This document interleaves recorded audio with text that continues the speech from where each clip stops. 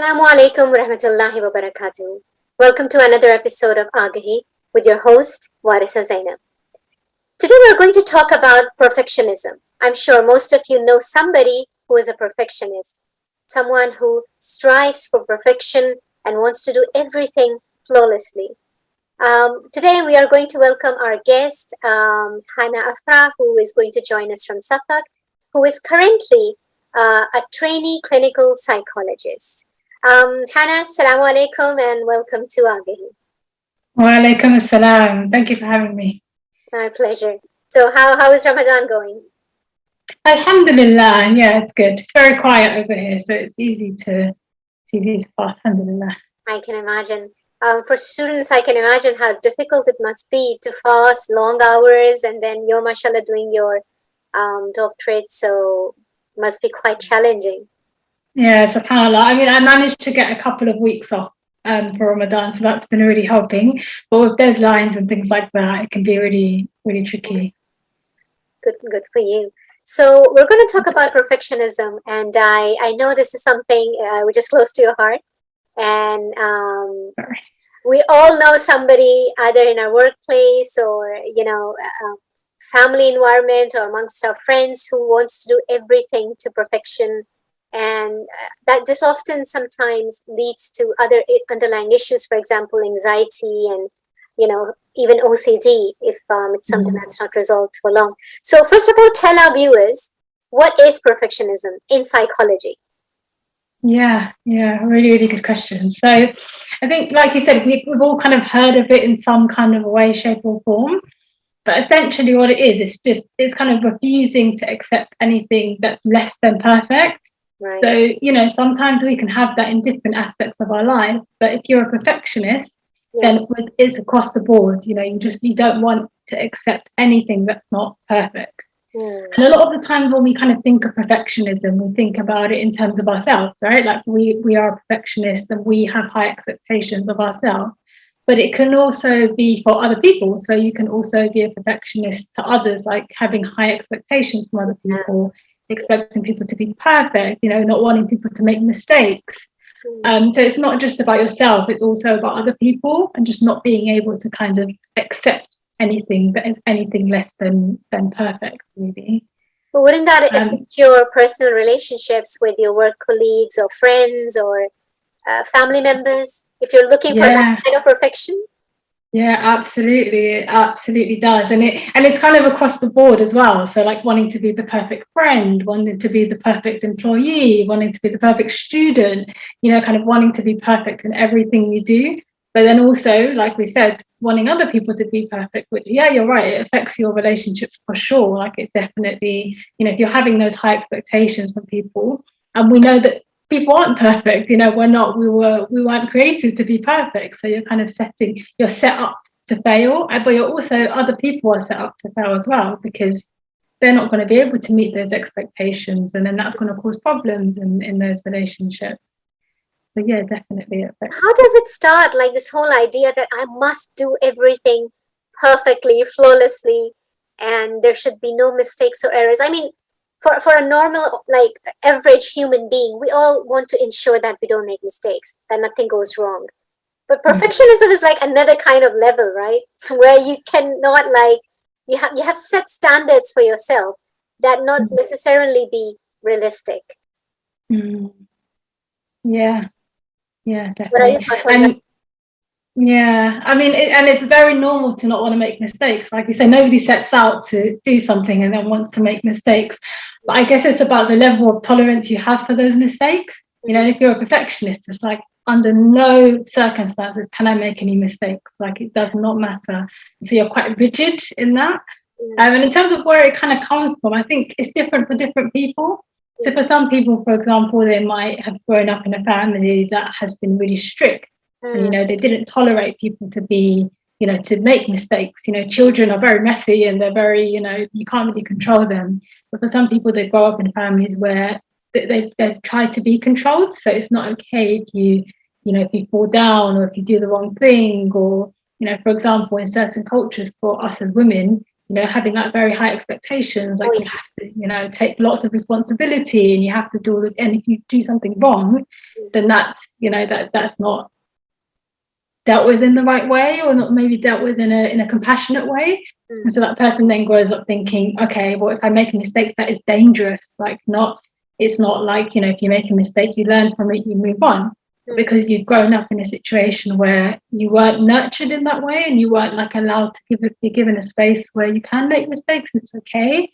So sometimes it's that. Sometimes it's like you say, if there's an underlying condition like anxiety, an OCD, and things like that, that can bring it about. Sometimes it's trauma. If you've gone through something, maybe you've made a mistake, and then something traumatic happens, and then you link that traumatic thing to making a mistake more generally. So there's lots of, sometimes it's personality, it's just a personality trait that some people have where they're perfectionists. So I think there's lots of different places that it can kind of come from, and on different levels as well. Now, you mentioned a really important point that in some cultures, in some family, the upbringing process is so strict where the caregivers or the parents, they do not encourage their children to learn through their mistakes, or to accept that as a child you can make a mistake, or you can go wrong, or you can be sometimes clumsy, and it's okay, that's how you learn. But strict parenting where they resort to really severe form of physical punishment, I think the child grows up learning certain things, certain behaviors, that if I make a mistake, there will be consequences. And then as an adult, you grow up with that mindset that I cannot afford to make a mistake or do anything wrong, because there will be consequences. It's like something you just believe, and isn't it? Yeah, it is. And children are sponges. You can even maybe be trying to hide these things. It might not be as extreme as, abuse, or, that it might not even be that side of things. It might just be little things. Or if the parent themselves is a perfectionist, children pick up on these things, if they feel like they can't make a mistake. And, so we're very sensitive on my children, and our brains are still kind of developing. So it's even the little things that happen that children will pick up on and think, oh, okay, well, when they make a mistake, they're really sad every single time. Well, that must mean that making a mistake is bad. Yes. So, there's so many things. And like we said, culture as well comes into it quite a lot. I think it's a big factor to play. I think self-discipline is one thing, but to punish someone, a child or a young person, or even an adult in some cases, just because they did not fulfill your expectations, it can be like extreme in many cases. I'm surely there are other alternatives for self-discipline and for bringing up your children, for example, or just to ensure that people in your organization, maybe, or institute, they follow all the guidelines, rules, and regulations. It doesn't always have to be like you will suffer consequences as a result. Yeah. And there's a way to discipline that's compassionate as well. And especially it's really important for us to know that as adults, that because it comes from ourselves as well, like you said, self-discipline as well. And there's a way to do it where you let the person know that of course there are going to be consequences, and of course you're not happy that mistake is made, but you can do that in a compassionate way where you have that unconditional love for that person, like we call in psychology unconditional positive regard, which means unconditionally having a positive opinion of someone, even if they slip up, even if they make mistakes. You don't discipline the person, you discipline the mistake. And so it's having that kind of compassion, but also disciplining the person at the same time. That's important. You mentioned unconditional positive regard. If you could elaborate on that for our viewers to understand what that's all about and how it can be useful, especially for parents and teachers, for example. Yeah, absolutely. So unconditional positive regard is it's having an unconditional, meaning there's no conditions to it. It doesn't mean if you do this and this and this, then I will. It's across the board. It's no matter what you do, no matter what happens, you have the positive opinion of somebody else. So it's having a positive opinion of somebody, even when they make a mistake, even when you're angry with somebody. You can still be angry with somebody or upset with somebody, but still have that unconditional positive regard, meaning that unconditional positive opinion of them. And it's really, really important for children. Like we say, children are sponges. It's important that, they have that kind of safety of being able to make mistakes, being able to fall, but knowing that you have that unconditional love, but also the unconditional positive regard. I think it's really easy when you're angry with somebody or when you're upset with somebody to completely write them off, that whole black and white thing. Either they're a really good person or either they're a really, really terrible person. But actually having that flexibility with it is really important. Of that, I'm angry with you right now because I don't like what you did, but I still like you as a person and I still love you who you are. And that's really, really important. And not just for other people, but for ourselves as well. And I'm sure we'll kind of get into that with kind of self, being self-love and things like that. But yes, so that's really, really important to have that as a base for children, but also for adults as well. Yes. And I think it will be quite difficult to create a balance between to have unconditional positive regard for someone and also trying to ensure that that person doesn't take this for granted, because they know they can get away with it, and sometimes you make like unintentional accidental mistakes, and then there are people who just like think, you know what, it's okay if I do it again because this person's going to forgive me or forget about it or still be compassionate towards me.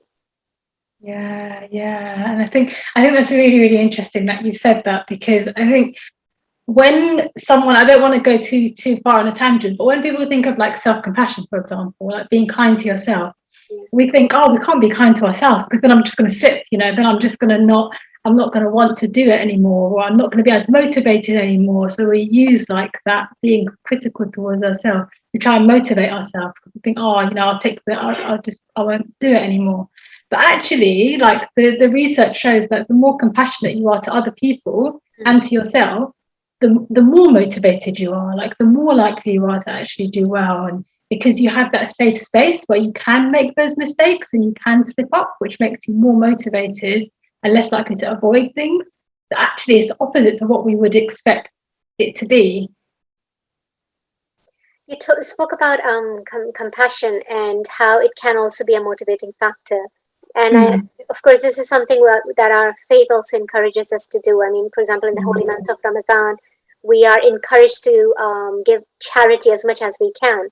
And again, that comes out of compassion, that comes out of empathy for those who are less privileged than we are, or may not be in the same situation that we are. So just to kind of uplift them, to share our wealth with them, maybe, or our food, or what have you. So practicing self-compassion, like you said, it's quite important. But when you are a perfectionist, self-compassion can be challenging, because you have set some really maybe sometimes unrealistic expectations from your own self. So where does self-compassion come in then? Yeah, that's a really, really good point, and it's very true. And I think that's why self-compassion and self-criticism go hand in hand, right? Like when you're a perfectionist, you're setting those high expectations for yourself. Like I said, you're setting yourself up to failure. No, you can't do it. Like you can't even like perfection in itself. We're not created. Allah subhanahu wa ta'ala didn't create us to be perfect. We're created to be imperfect. So already you're setting yourself up to fail. You can't reach it. So if perfectionism and self-criticism really, really go hand in hand. So if you're a perfectionist, most likely you'll also be very harsh towards yourself. So self-criticism meaning like being very harsh towards yourself, being very critical of yourself, berating yourself, putting yourself down, saying like you're so useless, why did you do that, you're so silly, speaking to yourself in a way that you would never speak to other people, right? Like you would never say that to other people. If somebody makes a mistake, you would never say, what's wrong with you, you're useless, you can't do anything right. But yeah, we're so quick to do that to ourselves and to speak to ourselves in that way. And I think as a perfectionist, you set yourself these expectations, and it's almost like you tell yourself you're justified and speaking to yourself like that because you didn't meet those expectations.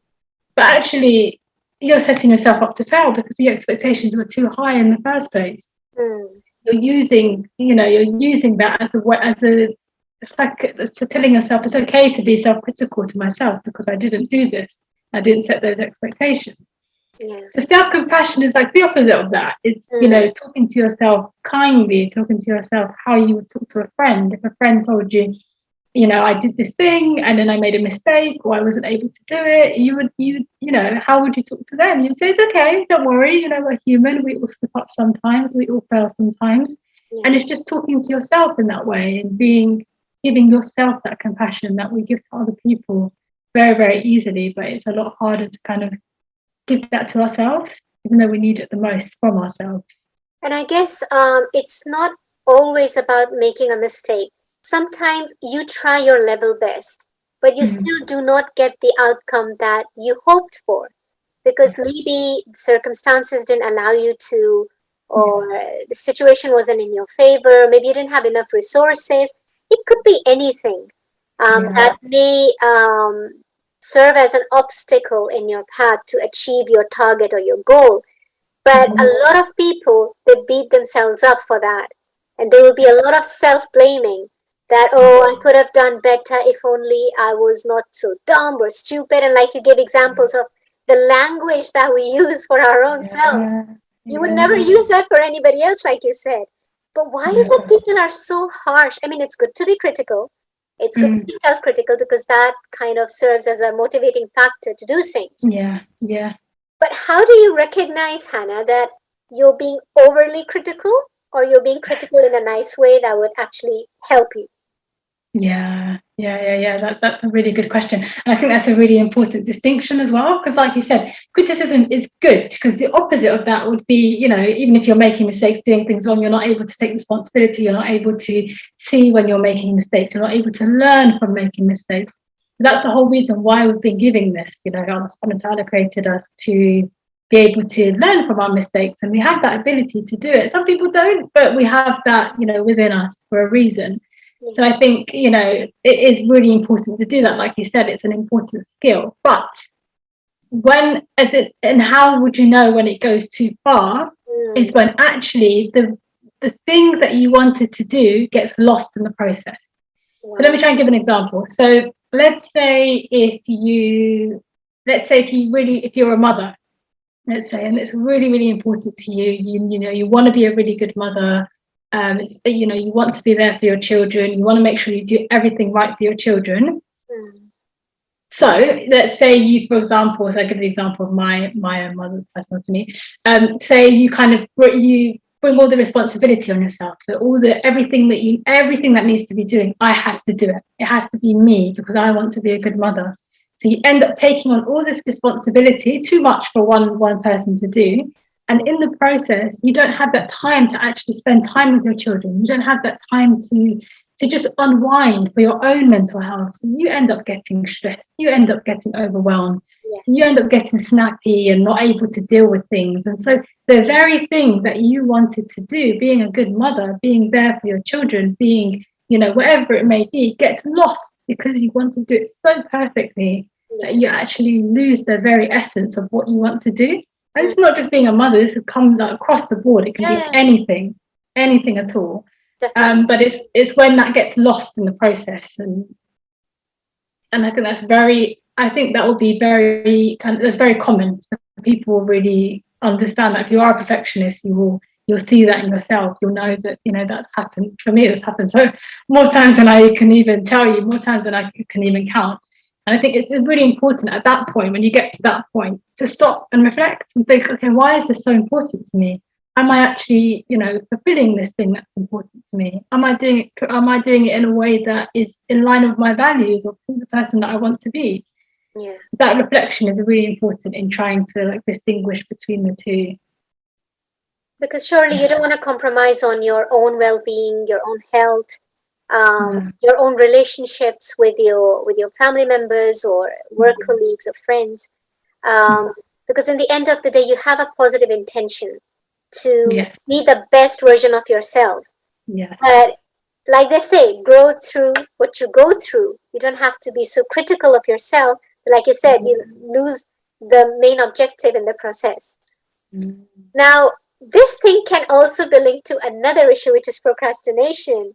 And you know this because like most of us have experienced, we're working on a project, for example, or a task, and we want to do our best, right? We want to kind of make sure that this is done in a way that would actually meet the ultimate goal. and make everybody happy in the sense that they will be pleased with our efforts. Yeah. But in that process, something else happens. We procrastinate so much, whether it's Yeah. just thinking about it or planning or maybe Yeah. researching, and we get carried away. I know it happens with Yeah. me.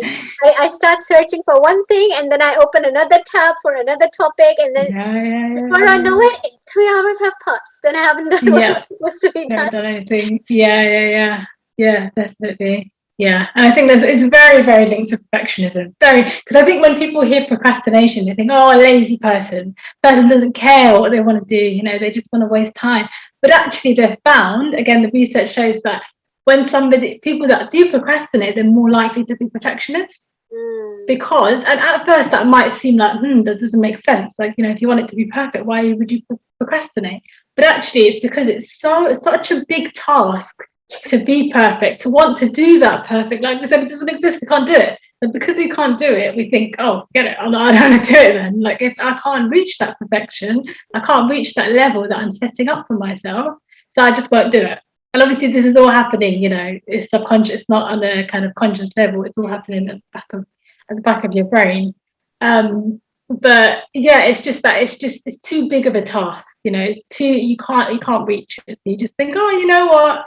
I just won't do it. It's fine. And it happens in lots of different kind of areas as well. So for example, if somebody is looking for a job, and they want to do a specific job, but if they're a perfectionist and they think, okay, I have to go to this interview, and the very first interview that I have to ace it. Again, it might not be a conscious thing going on. They might not be saying this to themselves, but somewhere in the back of their mind, they're thinking it.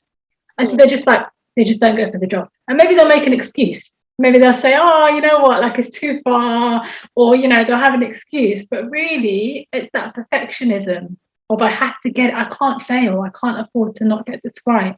And so I just won't go for it anyway. I just won't do it because then that's easier. But I'm definitely not going to fail. That is very linked to perfectionism. It seems like perfectionism not always serves a purpose in the sense that it wouldn't always help you in actually doing what you're meant to do, but it can also be an obstacle or a limitation in its form. So it will prevent you from actually doing what you're supposed to do. Wow. Yeah, definitely. And that's why it's so important to identify, because if you do see a perfectionist, if anybody has like perfectionists in their life, they'll know like they always do everything really well and they're always like very high achieving. So on the outside it looks like, oh, what's the problem? It's great, it makes you motivated, it makes you achieve, but actually no, it doesn't. But firstly, it affects your mental health. It makes you very, very anxious. It makes you always kind of on edge. If you do struggle with it in relationships like I do, then it makes it very difficult to be yourself with people. Your relationships get affected. But also, you miss out on opportunities. You miss out on being able to actually do things because you have that mindset of, if I don't do it perfectly, if I don't get it, that's not acceptable. I cannot accept that. And so you'll miss out on things that, that interview that you didn't go to it could have gone really well, and it could have been a really good job, but you don't know because you never went for it in the first place. Yeah. So actually, it can be really, really, it can have a lot of really negative effects. And also, if you're in a leadership position where, say, for example, you are the CEO of a company or a head teacher or what have you, you would have set the same kind of expectations from your employees or subjects, or people who are working under you or with you in a team. Yeah. And everybody's pace is different. Everybody's temperament is different. They may not be able to do it in the way that you want them to do, but they'll still get the work done. They will still do it, but maybe differently. Yeah. And that could create conflict within that environment. Yeah. So yeah, definitely. And I think, and that's a big part of leadership, is being flexible, like, being able to be flexible, working with people where they're at. But if you do have that kind of perfection, and not every perfectionist would be like that, but if you do, have that, then it's very difficult. I'm not going to say it's impossible to be a good leader, but it's very, very difficult because you don't have that flexibility. You can't nurture someone. You can't allow someone to be themselves. And it's very similar to the parenting example that we were using as well, not being able to let people make mistakes and children make mistakes, and not being able to let children fall. it's very similar as a leader, your employee, not being able to let them make mistakes, not being able to let them do it in their way, not being able to give them that flexibility. It's really, really important. So it not just affects the person, it affects the people around the person, and not just the leader, even in a relationship, like, in a marriage, for example, or in a friendship. If you're not willing to let other people make mistakes and let other people fall sometimes and get back up, and again, it's not conscious, it's not, somebody saying you can't make a mistake at all costs, it's subconsciously. If you're not able to do that, then your relationships will suffer across the board, not just, parental as a leader, but also like friendships and marital relationships as well. Yeah. So you mentioned earlier on that sometimes people who are extremely perfectionist, where they seek extreme perfectionism, they may also suffer from anxiety. And for example, if people don't get the expected results, what are their chances of falling into depression? Yeah. So I'd say both depression and anxiety are really, really linked to perfectionism. Wow. Because anxiety, in the sense that, you feel anxious because you can't reach up to these expectations that you've set for yourself. But depression, in the sense that when you don't live up to those expectations, when you do, and then because you will, because you, like we said, you're setting yourself up to fail. And when you do fail, you're much, much more likely to fall into that depression. Like we said, that self-critical thoughts that you have about, I'm useless, I'm this, I'm that. Those things will spiral. Eventually you will, the more you talk to yourself negatively, the more likely you are for that to then develop into a depression. And to think, I don't even want to leave the house because I don't want to, I'm not worth it, or because I'm just going to fail anyway, or because I'm just going to, I'm not going to be able to deal with it. And all this is because of those high expectations that you set up in the first place. You set yourself up to fail, but then when you fail, you blame it on yourself. You say, like, it's me, it's my fault. And like you said, there's loads of other things that are going on around that could be the reason why something didn't work out.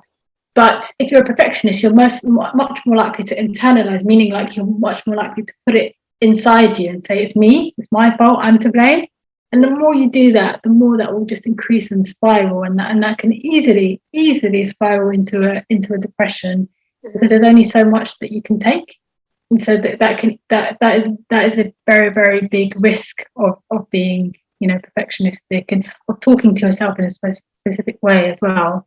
Of being self-critical. That's why being compassionate with yourself is really, really important. Even if you don't feel it, the more you do it, the more you can kind of rewrite that, that kind of script that you say to yourself all the time. And we think it's no big deal, we talk to ourselves in ways that, like we said, we wouldn't talk to other people, and we think it's okay, like it's not a big deal.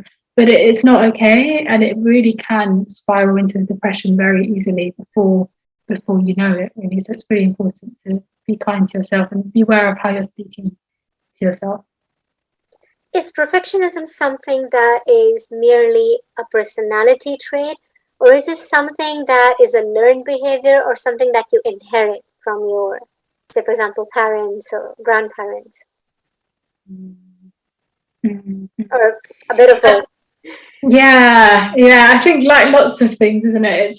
It's a bit of a mixture of both, really. I think in terms of the research, they're not 100% clear, but it's a mixture of everything. It's that learned behavior as a child, like we spoke about, children being sponges, children really picking up on things. But also it can be as an adult, you can kind of go your whole life of not having it, and then something big happens, and then that kind of leads to a perfectionistic style of thinking. Especially, let's say, if you develop anxiety or depression, like you said, that can kind of lead into a perfectionistic style of thinking as well. Or if you go through a trauma, or if something like that happens, so it can kind of be a mixture of both, of your parents and how you were raised, but also of kind of like environmental factors and things that happen to you across your life.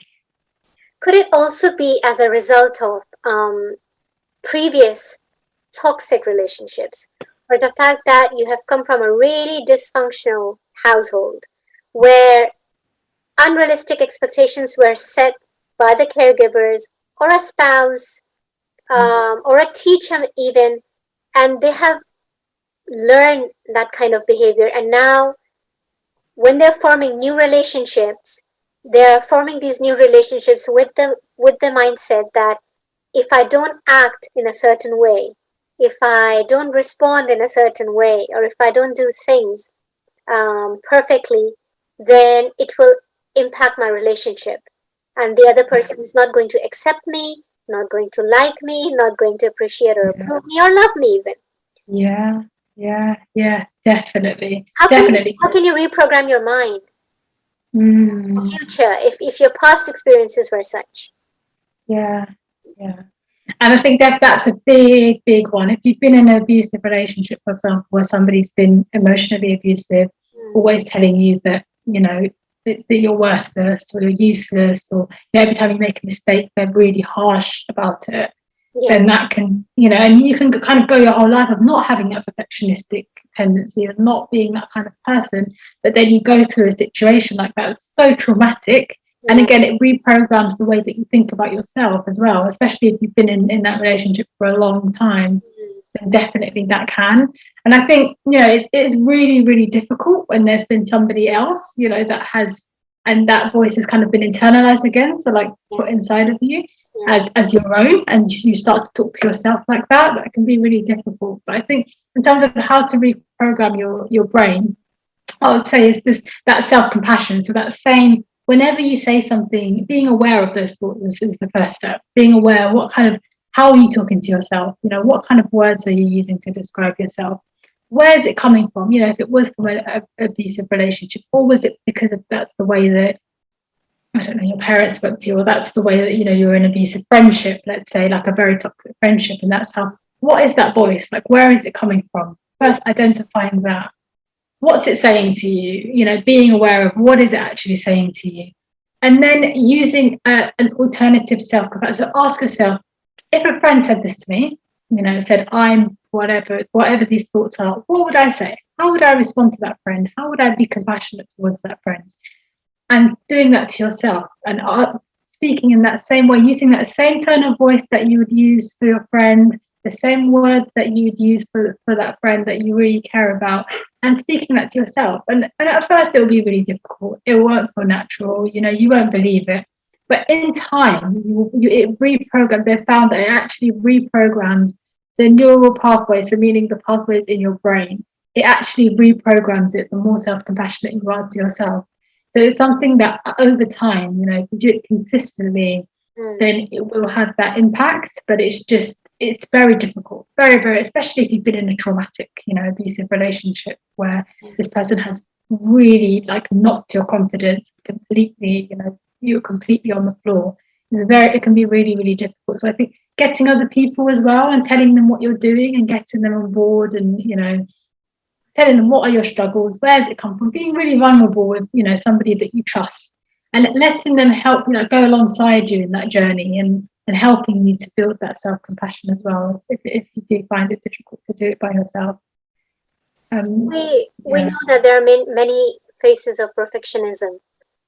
What are some of them, so that people can kind of recognize? Because as a person, you wouldn't know if you are or you're not. But somebody else may point out that, oh, you're a perfectionist, or you're too difficult as a person to deal with. But how can you assure yourself whether you are or you're not? Yeah, that's a really good question. Are there any signs we should look out for, or any specific behavior? Yeah, that's a really good question. I think with perfectionists, it has to be across the board. So everybody has this one thing where they want to be perfect in it, and it's really important to them, and so they'll really try hard, and that's okay. That's not necessarily perfectionism. But if you feel like in every single aspect of your life, you can't deal with making mistakes. So every time you make a mistake, so think about it as well. Reflect on your life. Reflect on times when you've been feeling really anxious or really depressed. What's been happening? Has it always been because you've made a mistake, or has it always been because you've done something that hasn't reached an expectation? So reflecting on it is really important, because I guess you can go through your life not knowing that this is what it is, and not kind of connecting the dots in that way. But if in every single different aspect of your life, so whether it's work or school, which again is relatively normal, you know, a lot of people have that. But if it's also in relationships, you know, if it's also in friendships, it's also in, you know, family relationships, where that's supposed to be the time that you relax and the time that you let loose from all these stresses of the world. If you still feel like that in those situations, then that's a big indicator that you're a perfectionist, because that's not, you know, we don't like to use the word normal, but that's not how other, you know, people who aren't perfectionists would be in a relationship, like in a friendship, or that's a really, really big indicator. And I think what's really important, so for me, in my kind of perfectionism journey that's still ongoing, it's what's been really, really beneficial for me is just looking at, okay, what are the things that trigger me? Like, what are the things that I really want to be perfect in? What are the things that I, you know, what are the things that really affect me, you know, and how does my perfectionism play out? What kind of things do I say to myself? Like I said, what kind of beliefs do I have, and where have those come from? And you can do that through, you know, by yourself, through kind of journaling and writing things down and reflecting. You can also do it through therapy. So like having a therapist who also, you know, talks you through these things, and it can kind of help you to connect those dots and make those connections. But I think having that awareness of yourself is a huge, huge, big step, and it's so beneficial, not just for perfectionism, but for just life in general. But if you're trying to identify, is this me? I'm a perfectionist, then self-awareness is really important for that. Talking about the use of language with our own self. When it comes to other people, sometimes they would use certain terminologies without having any understanding of it. For example, I'm sure you've heard this, somebody saying, oh, you're so OCD about this. Mm-hmm. It's not that big a deal. Yeah. Yeah. I don't think people realize what OCD Yeah. really is. I mean, it's a disorder. It's not something to be, you know, to laugh about or joke about. Mm-hmm. It's a serious condition which stems from anxiety. Mm-hmm. And often people who are perfectionists, they struggle with it, with anxiety. And if it's left untreated or unresolved, then it can lead up to a mild form of OCD. So, Mm-hmm. how can you prevent it from happening? And this is for people who are perfectionists and they know they are, but they are struggling and they don't want to end up being, you know, OCD. So, how can they prevent it from happening? Mm-hmm. So I think it kind of depends on how serious it has got to by that point.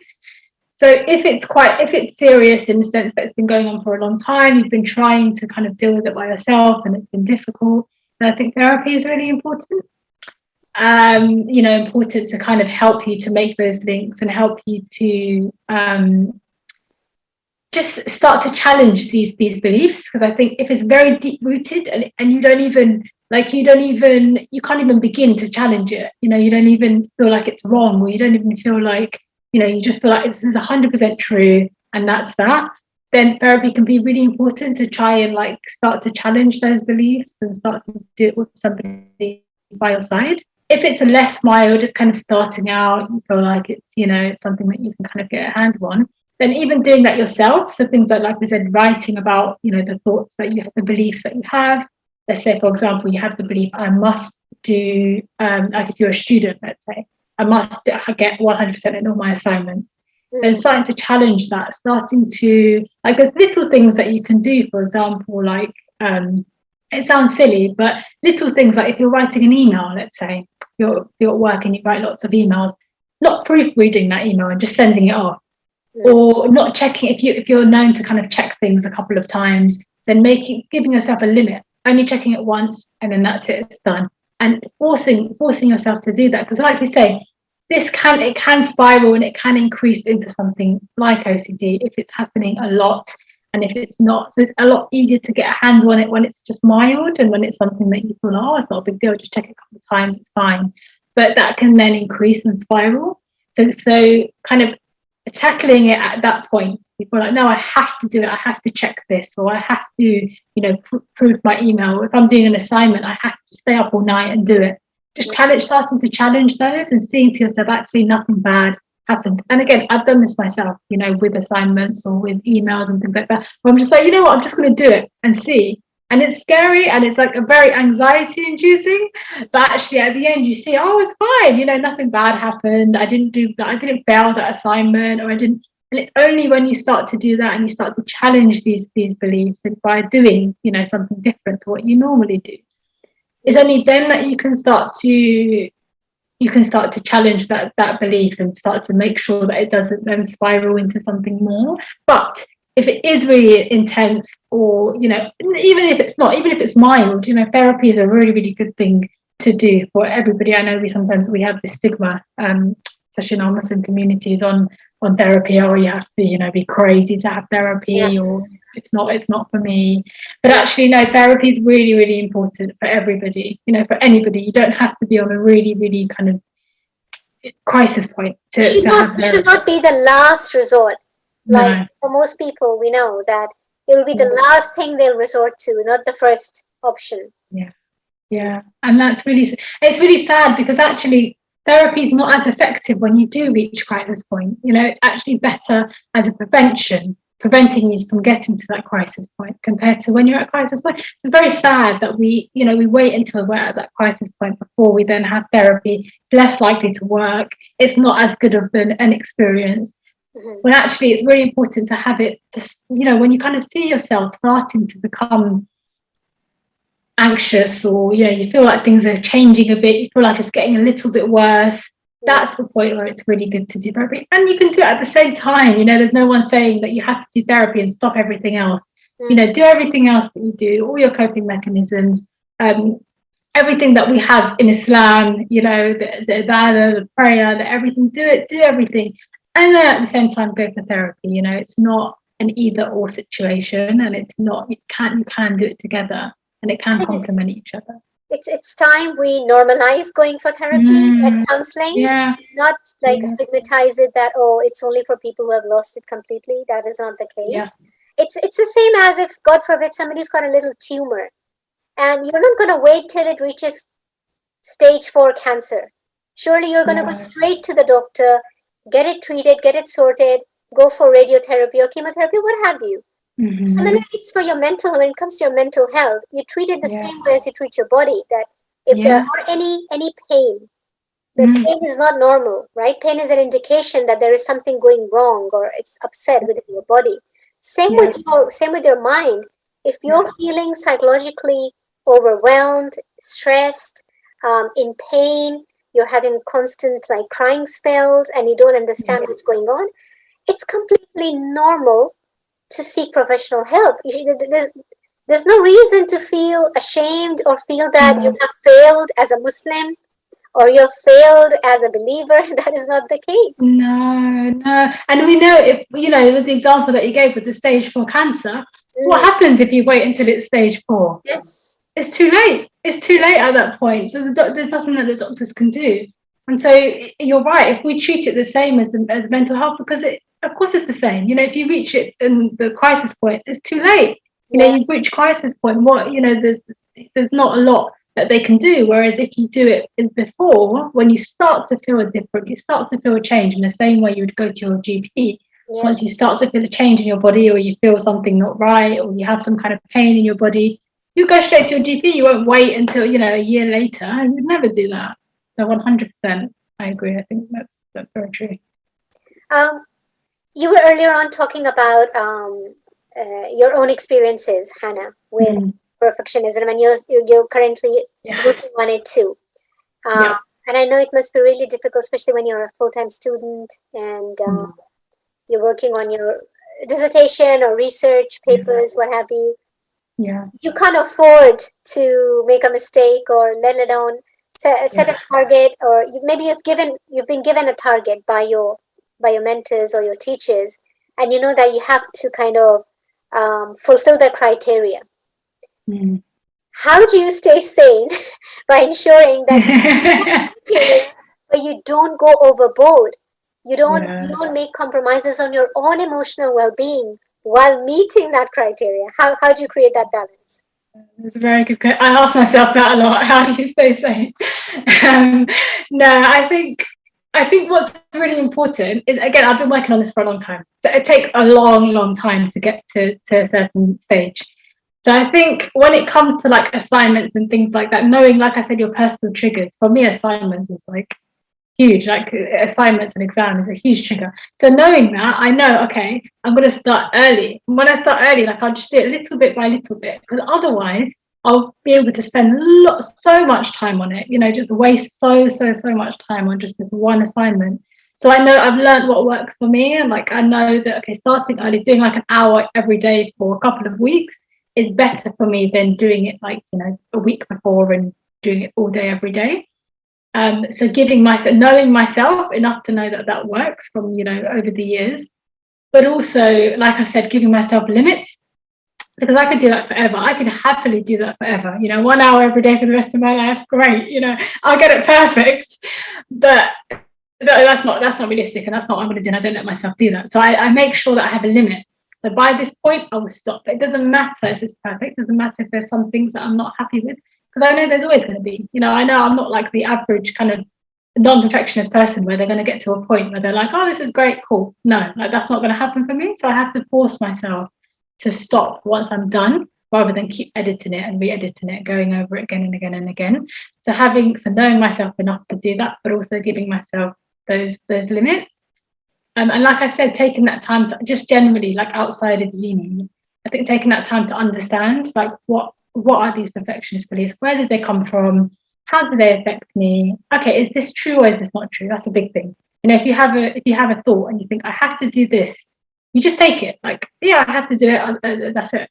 But questioning that, challenging that. Do I have to do it? Actually, is it okay if I fail? Is it going to be the end of the world? What's going to be wrong? What's wrong if I fail? What's actually going to happen? And really challenging that, like really, really challenging that thought has really helped me as well. And I think in terms of relationships in general, so like friendships and things like that, what really helps me is there's this quote that says focus on connection and not perfection. Wow. And so when you're a perfectionist, like you want to be the perfect friend and the perfect person because you care, right? Like it's part of your values, it's important to you. So it's really important to keep that in mind and like actually focus on that part as opposed to the perfection part. So think like, okay, I want to be a good person, like this is why I want to be a good. So let me instead focus on that connection with that person instead of focusing on I have to get this perfect. So just focusing on that part that really matters to me, that kind of my values, the thing that's important to me is really good. And also that whole feel the fear, do it anyway. So even though you're scared, even though you feel anxious, even though you feel like I have to do this perfect, do it anyway. Do it however, do it however you want to do it, and just force yourself to walk away. Like just force yourself to that's it, I've done it, walk away. And it's so hard to do at first, but the more you do it, the more you kind of get used to it, and it gets easier over time. Yeah. So that's been really useful for me. Because the kind of society that we live in, especially in the West, they have set such unrealistic goals and expectations for something as simple as you're going out on the buses. There are adverts on billboards like perfectly flawless skin. Yeah. Why? Yeah. Why? Can it's like our society has made this belief that imperfections of any sort are unacceptable. Yeah. Whatever it is, it has to be flawless, it has to be perfect, and they have set standards, whether they're beauty standards or standards for what have you. And even if an average person who is not a perfectionist may fall into that vicious cycle of being a perfectionist, because otherwise they're gonna feel out of place. It will affect their self-esteem. They may feel less confident, have low self-esteem, feel anxious in certain situations because they're constantly comparing themselves with somebody else who's in a totally different situation, or has come from a totally different environment or background. No two people can be the same. So why compare yourself with others? Yeah. I'm actually really, really, really glad that you brought that up, because that's a really important point. When talking about where does this come from, it's not just it's a society as well. Like, it's not just the person, it's not just Yeah, having a particular upbringing or having a traumatic experience. Actually, like you say, the society, where we're brought up to believe that you can't be anything less than perfect. You can't look anything less than perfect. You can't behave anything less than perfect, and that affects you. Those kind of advertising things that you see all the time, and it does affect you. yeah. You might think it doesn't, but it does. It really, really does. And also, I think within our community as well, within our Muslim communities, Mm. that's a really big thing too. With this kind of idea of being the perfect Muslim, Oh yeah. and everybody wanting to everybody bringing forth that perfect version of themselves. Mm. And with social media at the moment, it's a lot easier to kind of airbrush that and bring that perfect version of yourself, whether that's in the looks wise, or whether that's in, like, oh my gosh, I have this perfect life, or I have this perfect Perfect job, or couple. That's perfect another trend. couple. That's Yeah, another trend, like yeah, the perfect power yeah. couple. Like, come on. Yeah, So relationship goals, and yeah. The perfect Muslim, even, we have it in our communities on, this, and we see people that are living these lives that appear to be perfect, and we think, and again, children growing up with social media, again, they're very, they're very easily influenced, and so you grow up to think everybody else can do it. Everybody else has this perfect life and is this perfect Muslim and has this perfect relationship. yeah. Why can't I do it? There must be something wrong with me, And then if you're a perfectionist, that's times 100. It's even worse. So yeah, definitely, I think society has And a huge impact. what are the chances of people just giving up completely? I mean, we know Mm, sisters, a lot of Reward sisters who came to the path of Islam, for example, and then people were so judgmental and so critical that mm, in the end they left everything, they took their hijabs off, and they've gone back to where they started because that's how they were made to feel, that you're not perfect, you're not good yeah, enough. So yeah, that's definitely. that's another thing. And it's really sad. It's really, really sad, because that's not the way that the religion is. That's not the way that Islam was meant to be. And somebody who's coming into the religion, and that's the welcome that they're getting, which is so opposite to what Islam actually is and what Allah subhanahu wa ta'ala tells us to be. Like, that's just, to me, that's very, very sad. And you almost can't blame the person. If you're coming into something and getting, from all angles, just criticism, Yes. it's subhanallah. It's really sad. Um, we only have 4 minutes left. So, any final message you would like to share with our lovely brothers and sisters who are watching us right now? I would say, if you're a perfectionist, then start somewhere. I told, Allah subhanahu wa ta'ala says He loves the acts that are consistent, even if they're small. So it's okay. Like, it's okay to be to do something wrong or to make a mistake, but just start somewhere with it. So be aware of what your beliefs are. How do you feel? Like, where how does your perfectionism show up?